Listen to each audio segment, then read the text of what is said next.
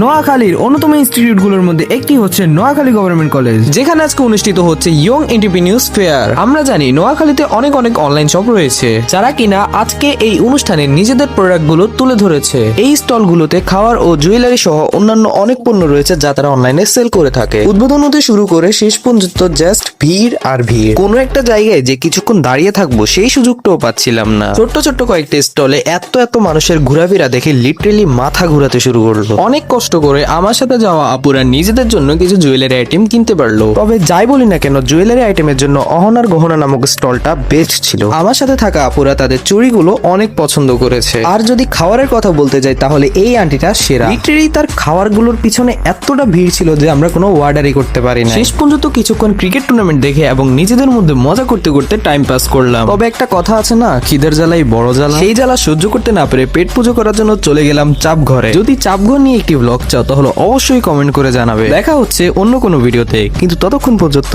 আল্লাহ হাফেজ।